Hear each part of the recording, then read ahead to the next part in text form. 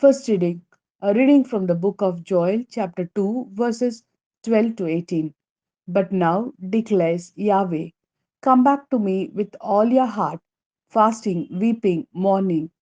Tear your hearts and not your clothes, and come back to Yahweh your God, for he is gracious and compassionate, slow to anger, rich in faithful love, and he relent about inflicting disaster.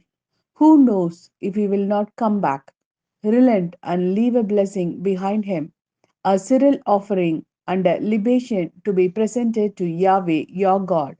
Blow the ram's horn in Zion, order a fast, proclaim a solemn assembly.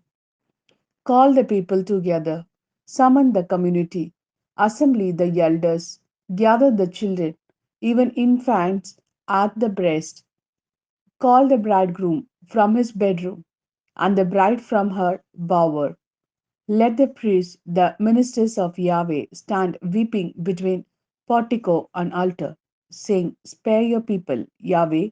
Do not expose your heritage to the contempt, to the sarcasm of the nation. Why give the people's cause to say, where is their God? Then becoming jealous over his country, Yahweh took pity on his people. This is the word of Lord. Thanks be to God. Second reading, a reading from the second letter of St. Paul to the Corinthians, chapter 5, verses 20, and chapter 6, verses 2. So we are ambassadors for Christ. It is as though God were urging you through us, and in the name of Christ we appeal to you to be reconciled to God. For our sake, He made the sinless one a victim for sin, so that in Him we might become the uprightness of God.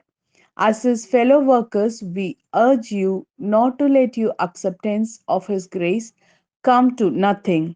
As he said, at the time of my favor, I have answered you. On the day of salvation, I have helped you. Well, now is the real time of favor. Now the day of salvation is here. This is the word of Lord. Thanks be to God. A reading from the Gospel according to Matthew, chapter 6, verses 1 to 6 and 16 to 18. Be careful not to parade your uprightness in public to attract attention. Otherwise, you will lose all reward from your Father in heaven.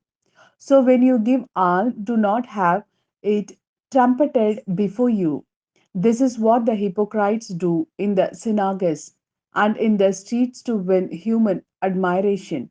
In truth, I tell you, they have had their reward. But when you give alms, your left hand must not know what your right is doing.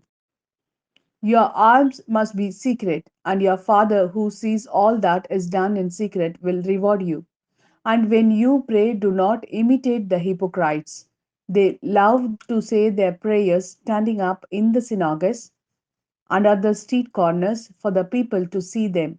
In truth, I tell you, they have had their reward. But when you pray, go to your private room, shut yourself in, and so pray to your Father who is in that secret place. And your Father who sees all that is done in secret will reward you. When you are fasting, do not put on a gloomy look as the hypocrites do.